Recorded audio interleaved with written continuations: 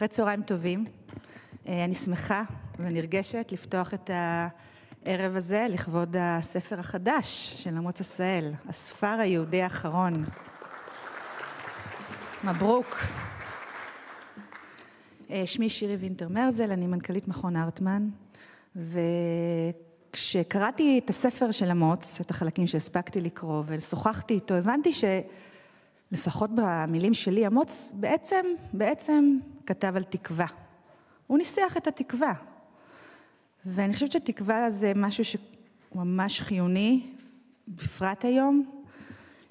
הספר שלו, כשחזקתי אותו ביד, הרגיש לי גם מאוד מאוד אישי, ואחרי השיחה עם אמוץ, תוך כדי השיחה, אמרתי לו, אמוץ, עכשיו אני מבינה למה הוא מרגיש כל כך אישי. אני נולדתי בספר יהודי, שהיה מלא תקווה. אני לוקחת אתכם לחרמון, הוא עדיין לבן היום, לפני שבוע הייתי שם, עדיין צומחות עליו רקפות, בחרמון זה עדיין חורף, למרות שאמצע מאי. למרגלות החרמון עובר נחל הדן, ושם על יד הדן, קיבוץ דפנה, שהוקם כחומה ומגדל. נולדתי שם על סבא שהיה ממקימי הקיבוץ, הוא עלה מגרמניה, הייתה לו תקווה. בשנים הכי קשות הוא עלה והיה ממקימי הקיבוץ, ואת התקווה הזו הוא לקח ויצר איתה עולם. הוא הקים את מפעל נעלי דפנה. לפי הפרצופים פה, אני מניחה שרובכם זוכרים את נעלי דפנה, את המגפיים, את נעלי הבית. הוא הביא את הטכנולוגיה, הוא הביא משקיעים. עכשיו, תארו לכם מה זה אז. היתושים מעל החולה עוד קצת ריחפו. הדרך לבן גוריון הייתה פי 5 מהזמן שהיא לוקחת היום. הייתה לו תקווה. והוא הקים תעשייה בישראל, תעשייה משגשגת, שעד היום הולכת איתנו, היא שינתה את השם, ופרנסה את הקיבוץ הרבה שנים. אז את התקווה הזו אמוץ מביא לנו היום ונשמע עליה. אמוץ עושה מהלך הרטמני טיפוסי בספר שלו. הוא פותח מרחבים של זמן, מרחבים רעיוניים, מרחבים גיאוגרפיים אדירים, בשביל לנסות ללמוד מהם משהו על הדרך שאנחנו רוצים ויכולים ללכת בקדימה. אתם יושבים פה בתוך מכון הרטמן שהוא גאה, שאמוץ הוא חלק ממנו, ושהוא גם הערס שממנו אנחנו מצמיחים חוקרים וסופרים וכותבים, שמנסים לייצר ולנסח ציונות סמיכה ומשמעותית לחיים שלנו כאן ועכשיו, שהיא בסיס לערכים הומניים, בסיס לישראל יהודית, דמוקרטית, ולעם יהודי שיודע לשמור על ליבה אחת, למרות הפיזור הגיאוגרפי והרעיוני שהוא מצוי בו. יש לנו במכון שפע של תוכניות לסוכני שינוי בישראל ובצפון אמריקה. הוא נמצא בכל הארץ, רק ככה מתחת לרדאר, בכל מיני צורות, במערכת החינוך, בדיגיטל, מכשיר רבנים, סטודנטים וכדומה. וכל המעשה הזה הגדול שאנחנו מנסים לעשות במכון הרטמן, יושב על מרכז המחקר, ועל אמוץ ואנשים כמוהו שמצליחים לנסח את הרעיונות שאנחנו מנסים לקחת אותם קדימה.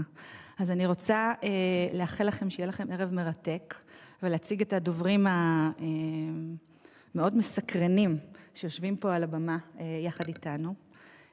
אני מקריאה את שמותיכם, אהלן, אני מקריאה את שמותיכם לפי סדר א' ב'. דוקטור יוסי ביילין, ברוך הבא. אתה שר המשפטים לשעבר, יוזם הסכם אוסלו, מייסד תגלית ויושב ראש הלל. פרופסור יורם יובל, ברוך הבא. מהמחלקה לנוירוביולוגיה רפואית באוניברסיטה העברית, פסיכיאטר, פסיכואנליטיקאי וחוקר מוח, וחולק עם אמוץ עשהאל כמה פרטים ביוגרפיים וכמה אהבות. תהילה פרידמן, ברוכה הבאה. תהילה, את ראש מרכז ליבה מבית יוזמת המאה, את חברת כנסת לשעבר במפלגת כחול לבן, את שנים ארוכות עושה תפקידים שונים בחברה האזרחית, בקרנות פילוסופיות, ארגונים לשינוי חברתי, מכוני מחקר, כולל מכון הרטמן, שיש לך קשר מתמשך ומשמעותי איתנו, ירושלמית, והכי חשוב, אמא ל5. דוקטור יובל שטייניץ, ברוך הבא. יובל, אתה היום יושב ראש רפאל, שר האוצר לשעבר, שר האנרגיה לשעבר, וכולכם מוזמנים לפאנל שיוביל אמוץ עשהאל. אמוץ, אתה עמית מחקר במכון הרטמן, הפרשן הבכיר של ג'רוזלם פוסט, ומחבר רב המכר מצעד האיוולת היהודי. שיהיה מרתק ושיהיה מלמד ושייתן לנו הרבה תקווה. בבקשה.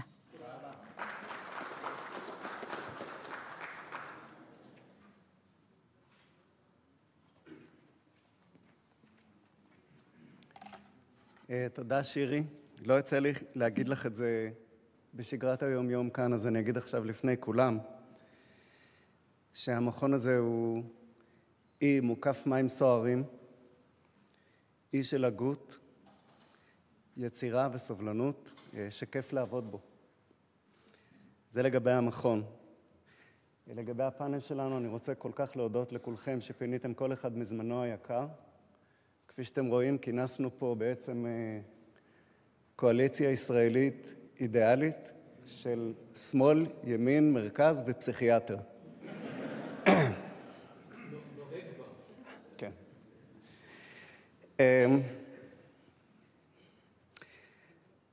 סטטיסטיקה בדרך כלל לא מרגשת אף אחד חוץ מהסטטיסטיקאים. וכך גם היה בשנת 1890, כשמפקד האוכלוסין האמריקאי דיווח שבמערב האמריקאי אין יותר רצף של ארץ בלתי מיושבת שאפשר לסרטט לאורכו קו מצפון לדרום, שיש בו אזור שגרים בו פחות משני אנשים למייל מרובע. ולכן הוא לא יכול יותר לסרטט קו של הספר האמריקאי, או The American Frontier. הדיווח הזה היה אגבי, ואיש לא ייחס לו משמעות, חוץ מהיסטוריון צעיר ואלמוני בשם פרדריק ג'קסון טרנר, שהפליג מהנתון היבש הזה לתזה מהפכנית שהציתה דמיונות ועוררה פולמוס שנמשך עד היום. העם האמריקאי והרפובליקה שלו, טענה התזה, לא התעצבו לאורך החוף המזרחי כפי שהכל מניחים, אלא מערבה ממנו, לאורך קו התפר שבין הארץ המיושבת לארץ הבלתי מיושבת. הקו שנשק לארץ שהשתרעה בין מתיישבים האמריקאים לבין האוקיינוס השקט, ארץ הפרא, ארץ המסתורין, ארץ הספר. הספר, טען טרנר, הקרין על האמריקאים כולם, והמאבק עם האתגרים שלו הוא שייצב את החברה האמריקאית, את הממשל האמריקאי ואפילו את האופי האמריקאי, והוא גם שליקד את האמריקאים והפך אותם לעם, בניגוד לחוף המזרחי, שלא רק שלא ליקד את האמריקאים, אלא אף פילג אותם. היעלמות הספר מסיימת תקופה, קבע טרנר, תקופת העיצוב של העם האמריקאי שעכשיו, 400 שנה אחרי גילוי אמריקה, יצטרך לפנות לכיוונים חדשים. התזה הזו הובילה אותי, אחרי שהשלמתי את מצעד האיוולת היהודי, למסע בארצות הספר, בתקווה לצאת מהמסע עם אמירה אופטימית, אחרי שבספרי הקודם הזהרתי מפני מלחמת אחים ישראלית. המסע שלי עבר ב4 יבשות, והוביל אותי מהספר האמריקאי, האירופאי והאסייתי אל הספר היהודי, וממנו אל הספר הישראלי, זה שהיה וזה שיהיה. בחלקו הראשון של המסע איתרתי 3 סוגים של ספר. בין הרי פנסילבניה לעמק אוהיו מצאתי את ספר החלומות, את ארץ הפרא שחלוציה חלמו להקים בספר ציוויליזציה חדשה, או בלשונו של תומאס ג'פרסון, אימפריה של חירות, כמיהה להתחלה מוסרית חדשה, שהזכירה לי את המסע של אברהם מחרן לכנען, שבו פתחתי את הספר. בפינה הדרומית-מערבית של אירופה ראיתי את קצה ספר ההרפתקה. כשהשקפתי מצוק סנט וינסנט אל מעבר לאוקיינוס, כפי שעשה מאותו מקום הנסיך הפורטוגזי הנרי הספן, שהתניע משם את מסעי התגליות האירופאים לאפריקה, לאמריקה, הודו וסין. הספר של אותם אירופאים היה היפוכו של ספר החלומות האמריקאי. ספר שאת חלוציו הניעו לא החופש, הצדק והיצירה, אלא הבצע, השוד והעושק. מעל חומת סין גיליתי ספר שלישי, את ספר האימה. ספר שבצידו האחד חומת אבן, ובצידו השני חומה משפטית, איסור גורף על יציאה לחו"ל, שהעובר עליו היה צפוי לגזר דין מוות בכריתת ראש. לשיא השפל ירד הספר הזה ברוסיה, שהספר שלה, סיביר, היה לארץ בתי כלא, מחנות ריכוז ומושבות עונשין, ארץ גזרה. אלו הם כן שלושת סוגי הספר שהתרתי, אבל בצדם גיליתי ספר רביעי, והוא הספר שיותר מכל האחרים נוגע לנו הישראלים. אני מתכוון לספר השבור. את המודל של הספר השבור מצאתי באמריקה. באמריקה, אותו הספר שזה עתה הפלגתי בשבחיו, הצית מלחמת אזרחים עקובה מדם. המלחמה הזו התבשלה לאט במשך עשרות שנים, בהן הספר הפך לסלע מחלוקת מוסרית ולזירת התגוששות פוליטית. השאלה הייתה אם להתיר או לאסור את העבדות במדינות שיקומו בארץ הספר. וב-1820 המחוקקים פתחו אטלסים, סרטטו בלב הספר קו, קבעו שמצידו האחד העבדות תיאסר ומצידו האחר היא תותר. הקו הזה, הזהיר אותם תומאס ג'פרסון הזקן, יתפרץ אלינו כמו טורנדו, וכך אכן קרה. כך הוכח שגם במופע הנאצל שלו, הספר עלול להפוך מחלום גאולה לחלום בלהות. וכך הגעתי לטענה המרכזית של הספר היהודי האחרון, שהיא המשך של הטענה המרכזית של מצעד האיוולת היהודי. במצעד האיוולת היהודי קיבצתי את מלחמות האחים של אבותינו, נתתי בהם סימנים והצבתי אותם במרכז ההיסטוריה היהודית. בספר היהודי האחרון אני טוען שההיסטוריה של מדינת ישראל היא היסטוריה של ספר שבור. הספר הישראלי נשבר 3 פעמים. בפעם הראשונה הוא נשבר בשנותיה הראשונות של המדינה, תוך כדי הקמת עיירות הפיתוח. ישראל הצעירה בנתה בספר יש מאין 21 ערים חדשות בתוך בקושי 10 שנים. זה היה מעשה פיתוח מעורר השתאות, אבל חלק ממנו נעשה בכפייה, כאשר עולים חדשים נבוכים וחסרי קול הובלו על כורחם אל שממת הספר, ובכך קרא הספר את החברה הישראלית בפעם הראשונה. טרגדיה שזכתה לאחרונה לביטוי אז בסרט, סלח פה זה ארץ ישראל. מה בדיוק קרה באותן שנים לא חשוב לענייננו. לנו חשוב שהספר הישראלי הפך בחלקו מארץ חלומות לארץ גזרה. ארץ שרבים מיושביה הרגישו שהאליטה הוותיקה השליחה אותם לארץ הפרא במקום לצאת אליה בעצמה. כך נשבר הספר הישראלי בפעם הראשונה. בפעם השנייה הספר הישראלי נשבר אחרי מלחמת 6 הימים. כשהמלחמה השליחה לפתחנו מרחבים של ספר חדש מסיני עד חרמון. השבר לא היה מיידי. במשך 7 שנים ההתיישבות בספר החדש הייתה הסכמית, כפי שאני מראה דרך תיאור השיבה לגוש עציון בקיץ 67. השבר הגיע בשנת 74, שחלק מהישראלים יצאו ליישב בכוח את השומרון, למרות היעדר הסכמה לאומית ועל אף התנגדות מוחלטת של הממשלה. הפעם הספר לא רק פילג את החברה, אלא אף התבקע בעצמו. כי בניגוד לשבר הקודם, כשהספר היה רק במה לשבר לאומי, עכשיו הישראלים נחלקו על עצם המיפוי של הספר הישראלי, מחלוקת שאוכלת בנו בכל פה כבר למעלה מ-50 שנה. כך נשבר הספר הישראלי בפעם השנייה. השבר השלישי הגיע בשנות ה-90, כשישראלים רבים, ואני בתוכם, מיפו לישראל ספר חדש. ספר שנמתח ממרוקו עד כווית, קראנו לו המזרח התיכון החדש, וחשבנו שהוא, הספר שלנו, הספר המרחבי, הוא המענה לספר שסרטטו יריבינו, הספר המשיחי. אלא שבשנים הבאות, בין טרור המתאבדים לבין אירועי האביב הערבי ושלל מלחמות האזרחים שהוא הוליד, ניצבנו גם אנחנו בפני ספר שבור.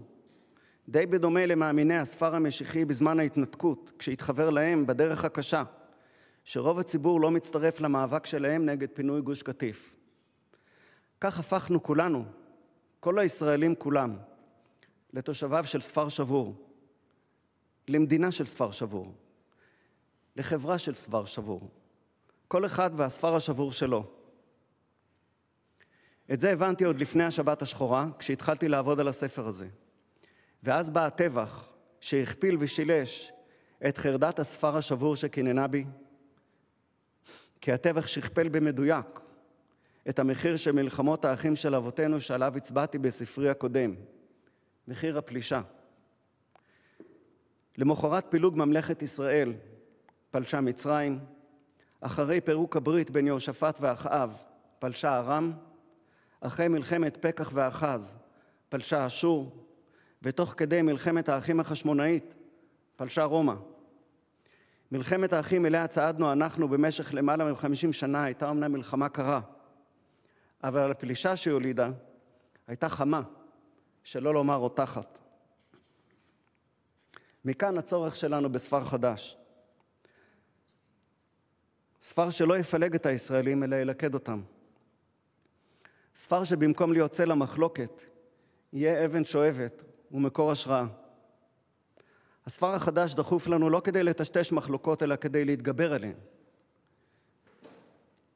כדי לשקם את עצם המושג מפעל לאומי, את הכושר של בני מחלוקת ליצור יצירה משותפת, כושר שהחברה הישראלית הצטיינה בו בעבר, עד שהספר השבור סכסך את נפשה ושיבש את דעתה. הספר החדש הוא לא רק צורך ישראלי, ולא רק צורך ציוני, אלא גם צורך יהודי. כי מה שמוטל שבור לפנינו הוא לא רק הספר הישראלי, אלא גם הספר היהודי. את הגיאוגרפיה של הספר היהודי מיפיתי במסעות שהובילו אותי בין השאר ליערות ליטא, ערי הקווקז וערבות דרום אפריקה. אבל את הספר היהודי במובנו העמוק מצאתי לא בגיאוגרפיה, אלא בנבחי הנפש. שם הוא השתרע בין האופקים המנוגדים של החלום והאימה. ספר החלומות היהודי היה ארץ ישראל. ספר האימה היהודי היה ארץ הגזרה, הארצות שיהודים שנלכדו בהן נרדפו על שום היותם יהודים, ויהודים שלא נלכדו בהן נשאו תפילה על מי שכן נלכדו בהן, אחיהם הנתונים בצרה ובשביה, כלשון התפילה. בסוף המאה שעברה נראה היה שהספר היהודי הזה, כמו הספר האמריקאי בשעתו, נעלם. ספר החלומות היהודי נעלם כי החלום מתגשם. המדינה היהודית הפכה מחלום למציאות, וכל יהודי ויהודייה יכולים להגיע אליה במסע קצר ולהפוך לאזרחיה. ספר האימה נעלם כי הנצרות התפייסה עם היהדות, ברית המועצות התמוטטה, ובעולם כולו לא נותרה אף מדינה אחת שרודפת באופן ממשלתי ומשפטי את אזרחיה היהודים. הקריאה האופטימית הזו קרסה בשבת השחורה, שהקימה לתחייה את ספר האימה היהודי. כדי לחוש את מצבו של ספר האימה היהודי, ירדתי ביום חורף לקיבוץ יד מרדכי, ונעמדתי למרגלות האנדרטה המפורסמת של מרדכי אנילביץ'. ואחרי ששוחחתי שם עם בן הקיבוץ עמרי פרי, על הקרב שהוא וחבריו נעלו בבוקר שמחת תורה, דמייתי את מרדכי אנילביץ' יוצא מהאנדרטה שלו באותו בוקר שמחת תורה, משקיף מעליה על ההתרחשויות ביישובי מערב הנגב, ומחפש את השווה והשונה בין אירועי הטבח שהוא ראה בישראל לבין מה שהוא זכר מפולין. כך היה אחרי הצהריים. לקראת ערב המשכתי משם ליער רעים. הגעתי בשעת דמדומים, אבל לא היה קשה לראות שמכל בחינה ויזואלית היער הזה הוא בקושי צל חיוור של יערות ליטא, לטביה, אוקראינה ופולין. אבל אז ירדה החשיכה. כל האבלים והסקרנים שהיער הזה מושך כעת מדי יום נעלמו, ונותרתי אני לבדי בתוך העלתה הגדולה והדממה המצמיתה, דממה מוחלטת, שאומנם מופרע מדי פעם על ידי נביחה של תותח סמוך, אבל מיד חזרה להשתלט על היער שלא השמיע אפילו המיה רפה של ינשוף בודד. הדממה הזו הייתה מוכרת לי. הייתה זו אותה הדממה ששמעתי ביערות רומבולה ופונר, שגם בהם העצים מתלחשים על טבח היהודים שהם היו לו עדים. את התחושה הזו שספר האימה היהודי קם לתחייה, היטיב לבטא חברי מיכה גודמן בספרו היום השמיני. שם הוא כתב שבמשך יממה אחת הישראלים שהו בעומק הגלות. ומה שאצלנו הישראלים היה חוויה של יממה אחת, הועצם שבעתיים ביהדות העולם, ובראש וראשונה בארצות הברית. שם מתפתחת כעת תחושה של קץ תקופה. קץ תור הזהב בו יהדות ארצות הברית זכתה לשגשוג, ביטחון, מכובדות והשפעה, שכמותם לא ידע מעולם אף קהילה יהודית. את התחושה הזו ביטא הסופר פרנקלין פויר במאמר גדול באטלנטיק מגזין, בו הוא מיפה את ההתפרצות האנטישמית בארצות הברית, והזהיר שאמריקה המתפצלת סוגרת על יהדות ארצות הברית בתנועת מלקחיים של ימין פופוליסטי מזה ושמאל פרוגרסיבי מזה. כוחות פוליטיים הפוכים שביחד, לפי אזהרתו של פויר, הורסים את הקונסנזוס האמריקאי שהיהודים עזרו לבנות. גם על נהרות בבל, אם כן, הולך ושוקע חלום יהודי שהתגלם בסיסמה America is our Zion. גם שם, בין ניו יורק ללוס אנג'לס, היהודים מביטים כעת, כמונו הישראלים, על ספר שבור. לכן יצאתי אל חלקו האחרון של המסע שלי, החלק שהוביל אל ארץ הפרא הישראלית. הארץ שמשתרעת בין קו ניצנה, צפה, סדום, לערי אבנון, רמון, גזרון ואילת. מרחבים שמהווים למעלה משליש משטחה של ישראל, אבל מאכלסים פחות מ1% מתושביה. במסעות חוזרים ונשנים, בג'יפים, ברגל, במטוס קל וגם על קטר רכבת מסע, גיליתי ארץ פנויה. פנויה מתושבים, פנויה ממחלוקות, פנויה משנאה ופנויה מתסביכים. את התגלית הזו, תגלית הארץ הפנויה, גילה הרבה לפני דוד בן גוריון, כבר במסע הראשון שלו לנגב ב-1935. הייתה זו תחילתה של ידידות מופלאה, דרמה של מפגש בין מדינאי לנוף, שכדי לשחזר אותה, ניסיתי להצטרף לבן גוריון בלילה הראשון בו הוא ישן בשדה בוקר, ולקרוא את מחשבותיו כשהוא מחורבל בשמיכה ובחוץ משתוללת סופה. לכן יצאתי גם אני בליל חורף אל העלתה של הנגב העמוק, אבל לא בשדה בוקר, אלא עוד דרומה, מחוץ לנאות מדר שמעל הערבה, אחד היישובים הכי מבודדים בארץ, שהשמיים שמעליו כל כך בהירים שאומרים עליהם שהם מספקים את תצפית הכוכבים הטובה בישראל, והתצפית אכן לא אכזבה. הייתה שעת חצות, וצבא השמיים כולו נפרס מעליי כמו בפלנטריום. לא התקשיתי לדמיין את בן גוריון בצריפו, חושב על מורי הדרך שליוו אותו בדרכו דרומה. אברהם, משה, שלמה, עוזיהו וישעיהו, כפי שהוא עצמו מנה אותם במאמר מאלף לניו יורק טיימס, בו הוא הסביר מדוע הוא פרש, מדוע הוא קר לשדה בוקר, ומדוע עלינו לכבוש את המדבר. מקור ההשראה הראשי של בן גוריון היה ישעיהו הנביא, שראה בעיני רוחו מים נבקעים במדבר, נחלים זורמים בערבה, ארץ שרב שהופכת לאגם ומבועי מים מציפים ארץ צמאון. בן גוריון לא הכיר בשלב ההוא את המילה התפלה, הוא כתב על זיקוק מים. והוא נפטר לפני שאנחנו הישראלים הפכנו לאלופי התפלה ושותי מי ים. אבל הוא כן חזה בהשראת ישעיהו את מהפכת המים שישראל התחילה לעבור במאה הנוכחית. הזרמת המים המסיבית שבן גוריון דמיין נבעה מההבחנה שלו שהפניות הדמוגרפית של הנגב היא ההזדמנות הגדולה של הציונות, וגם מההזהרה האסטרטגית שלו, ואני מצטט: מדינת ישראל הקטנה לא תוכל לסבול בתוכה לאורך ימים מדבר התופס למעלה ממחצית שטחה. מהפכת המים שבן גוריון חזה וישראל שאחריו התחילה להגשים עוברת בספרי לשלב הבא שלה, כשטיסת רחפן בשנת 2098 מגלה באמצע הנגב אגם מלאכותי גדול בגודל של הכנרת, בצד אגמים נוספים, נהרות שוצפים, מפלי מים, אסמי תבואה וגם פיורד שמושך את ים סוף 70 קילומטר צפונה מאילת.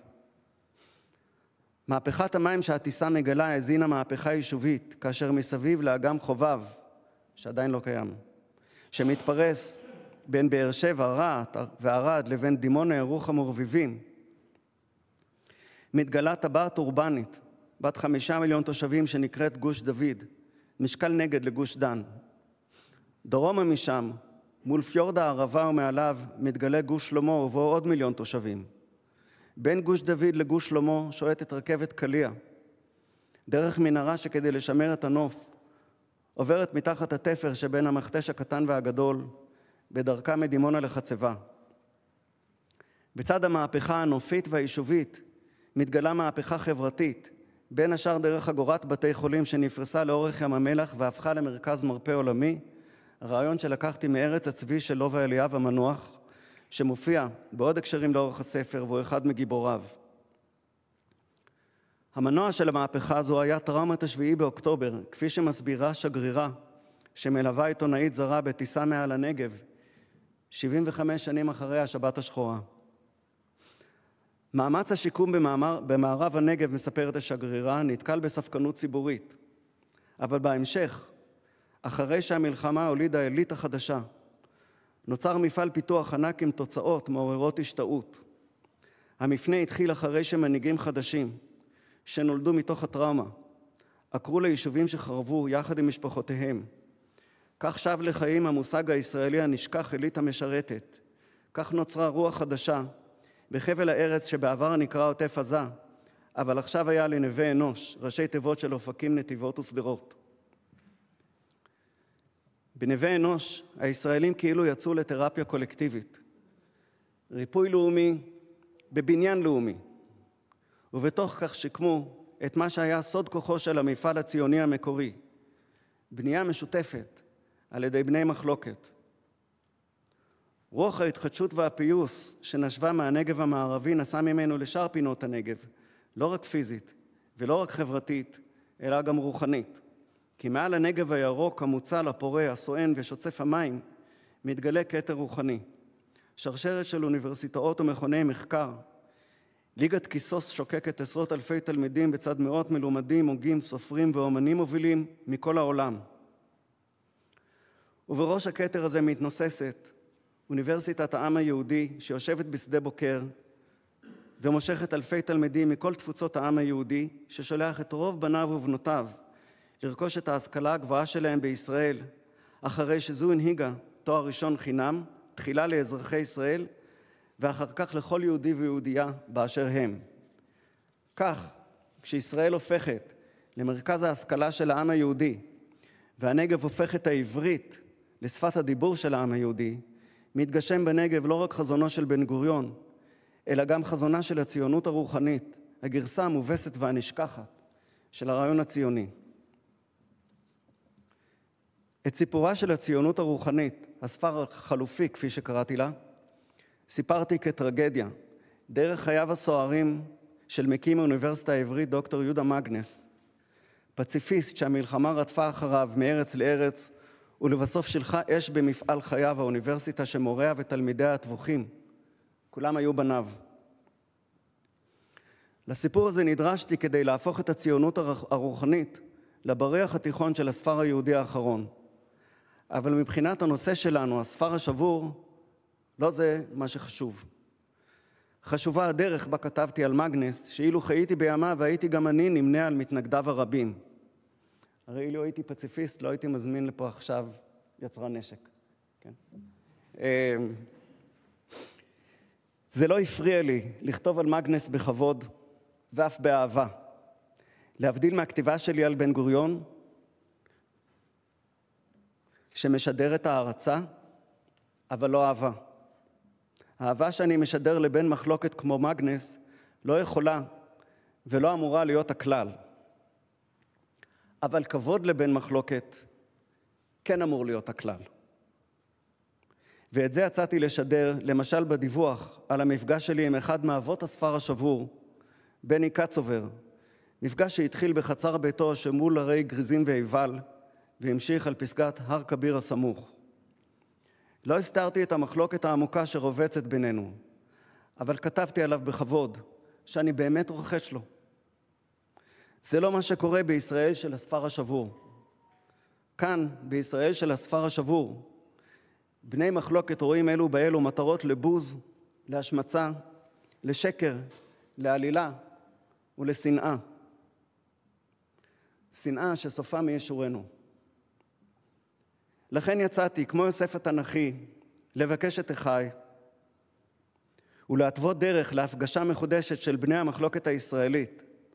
הפגשה שתתרחש לא בדיון במי מאולפני הטלוויזיה, לא במעגלי שיח אי שם בין כיכר רבין לכיכר ספרא, ולא בשום צורה אחרת של דיבור, אלא במעשה. מעשה משותף, מעשה של בניין, מעשה של דורות. מעשה שיפגיש עם חפץ חיים עם מנהיגים מצניעי לכת, שביחד יחליפו ספר שבור בספר חדש. המפגש המחודש, המפרה והמפייס הזה, בין אחים מתנכרים, מתנצחים ומתגוששים, יכול להתרחש. הוא חייב להתרחש.